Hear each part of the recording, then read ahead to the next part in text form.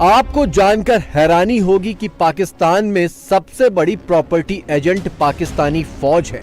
तमाम सरकारी जमीनें फौज के कब्जे में हैं। फौजी अफसर इन्हीं जमीनों में से अपने लिए बड़े बड़े प्लॉट लेते हैं और बाकी जमीनों को प्राइवेट डेवलपर्स को बेचकर मोटी कमाई करते हैं। इसमें फौजी अफसरों का जो कमीशन होता है वो अलग। 2022 में पाकिस्तान के तत्कालीन आर्मी चीफ को लेकर बड़ा खुलासा हुआ था। जानकारी लीक हुई थी कि कमर जावेद बाजवा की दौलत 12 अरब रुपए के आसपास है।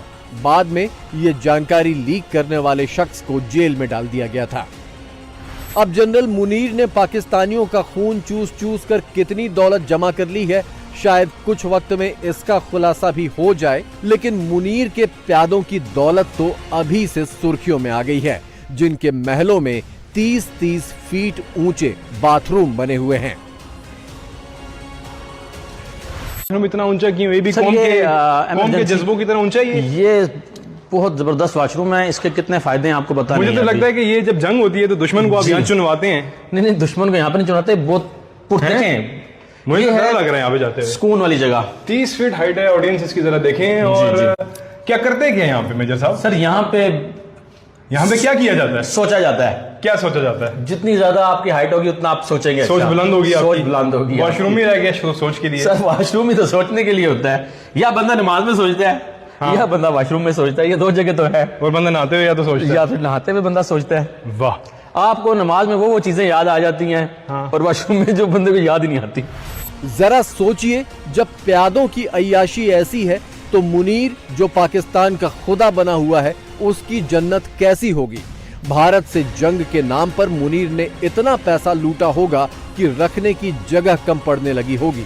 उधर पाकिस्तानी भूखे मर रहे हों तो मरते रहें। लेकिन जिन्होंने पाकिस्तान बनाया था तो उन्होंने अपने खाने का एक रास्ता रखा था। अगर ये आज मुत्तहदा हिंदुस्तान होता तो पाकिस्तान को ये इतनी बड़ी आर्मी रखने की क्या जरूरत। तो उन्होंने जो अपनी औलाद को परवरिश करने के लिए पाकिस्तान का 80% बजट जो है वो डिफेंस के नाम पे ले रहे हैं। तो गरीबों का तो यही हाल होता। तो अगर ये मुत्तहदा हिंदुस्तान होता तो आज हम सारे लोग खुशहाल होते। वक्त के हिसाब से भी कहीं भी ये सही फैसला नहीं है, वरना आज कश्मीरी रोडों पे ना लेटे होते हो। पाकिस्तान में सारी सरकारी डील फौज ही करती है और हर डील में फौजी अफसरों का कमीशन भी फिक्स होता है। सरकार किसी की भी हो, फौज की ये कमाई इसी तरह बदस्तूर चलती रहती है। इसका ताजा उदाहरण दिखाई दिया हाल ही में, जब ऑपरेशन सिंदूर के बाद अमेरिका ने डील करने के लिए सीधे जनरल मुनीर को व्हाइट हाउस बुलाया। शहबाज और जरदारी मुंह ताकते रह गए। मुनीर ट्रंप के हाथों क्या क्या बेच आया, इस पर पाकिस्तान में किसी की चूं करने की भी हिम्मत नहीं है।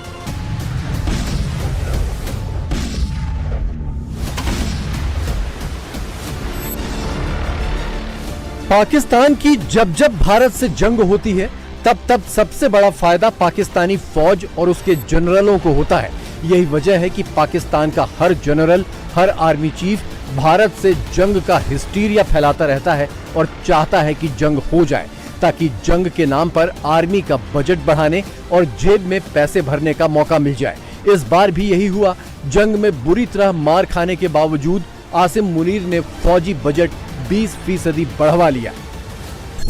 पाकिस्तान में फौज को लेकर एक कहावत है कि जंग कोई जीती नहीं और चुनाव कोई हारा नहीं। पाकिस्तान के सियासतदानों को फौज कठपुतली की तरह नचाती है और सियासतदान खुशी खुशी नाचें या मजबूरी में नाचना उन्हें है ही।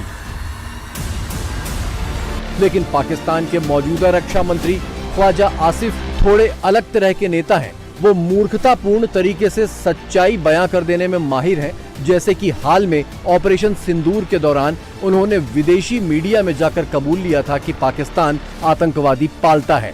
इसी तरह करीब 15 साल पहले अपनी फौज की जंगी सच्चाई भी वो संसद में खड़े होकर पूरी दुनिया को सुना चुके हैं।